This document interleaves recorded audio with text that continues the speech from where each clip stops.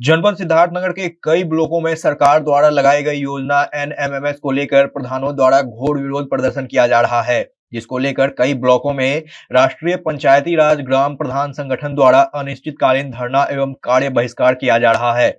आज ब्लॉक इटवा में प्रधान संघ की इटवा इकाई अध्यक्ष की अगुवाई में अनिश्चितकालीन धरना प्रदर्शन अपने अध्यक्ष राघवेंद्र प्रताप सिंह की मौजूदगी में किया गया, जहां पर सरकार की नीतियों पर नाराजगी जताते हुए कहा गया कि हम सरकार से अपनी 14 मांगों को लेकर यह प्रदर्शन कर रहे हैं। हम लोगों से किए वादे आज तक पूरे नहीं हुए हैं, इसलिए हम धरना देने को मजबूर हैं। आगे मांगे नहीं मानी गई तो भूख हड़ताल पर बैठेंगे, जिसकी जिम्मेदार सरकार होगी। सिद्धार्थनगर से संदीप पांडे की खास रिपोर्ट। मांगों को लेकर हम लोग धरना प्रदर्शन कर रहे हैं, जिसमें हमारा जो प्रमुख मांग है वो मोबाइल मॉनिटरिंग को लेकर हो रहा है। जो जनपद सिद्धार्थनगर हमारा बॉर्डर से सटा हुआ जनपद है, इसलिए यहाँ मोबाइल मॉनिटरिंग की समस्याएं बहुत ज़्यादा मोबाइल मॉनिटरिंग की समस्या है, जिसके कारण से हम लोग मनरेगा का काम ठप करके बैठे हुए हैं। 1 जनवरी से हमारे यहाँ मनरेगा का एक भी मजदूर हमारी साइड पे नहीं चल पा रहे हैं और ना ही हमारा मास्टर रोड चल रहा है। इसी कारण हम लोग यहाँ धरना प्रदर्शन कर रहे हैं। और रही बात अन्य मांगों की, तो बहुत सारे हमारे और अन्य मांगे हैं, जिसमें जो 213 रुपया मजदूरी है उसको भी बढ़ाने की मांग है हमारी, कि 213 रुपये में कहीं भी मनरेगा मजदूर या कोई भी कामगार मजदूर 213 रुपये में काम करने को तैयार नहीं है। हम 213 रुपया सरकार देती है, उसके साथ हम अपना भी अन्य और पैसा लगा के तब उसकी मजदूरी हम पे कर पाते हैं। और उसके बाद मानदेय को लेके जो हमारी सरकार थी, हम लोगों को लखनऊ बुलाकर प्रलोभन दिया कि आप लोगों का मानदेय बढ़ाया जाएगा, लेकिन हम लोगों का मानदेय नहीं बढ़ाया गया। उसके बाद फिर हमारा डोंगल देने की बात आई कि आपके ग्राम पंचायत में ही आपको डोंगल दिया जाएगा, आप मनरेगा का भुगतान करेंगे, अपने ग्राम निधि का भुगतान करेंगे, लेकिन ऐसा किसी प्रकार का कोई काम नहीं हो रहा है। उन सब मांगों को लेकर हम लोग धरने प्रदर्शन पर हैं।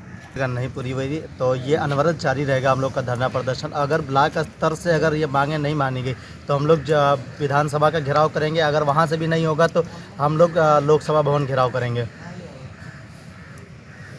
इटवा विकास खंड में आप लोगों के द्वारा अनवरत धरना प्रदर्शन चल रहा है, तो मामला क्या है? देखिए, केंद्र सरकार ने एक नया अधिनियम पास किया है कि ग्राम पंचायत में जो विकास कार्य मनरेगा के द्वारा कराए जाते हैं उनका एनएमएमएस सिस्टम के द्वारा अटेंडेंस लगाया जाना है। तो चूंकि हमारा जनपद नेपाल बॉर्डर से सटे हुए है, यहाँ नेटवर्क की समस्या आए दिन बनी रहती है, जिससे जो हमारे कामगार हैं बेचारे दिन भर तो मजदूरी करते हैं लेकिन उनका अटेंडेंस नहीं लग पाता है।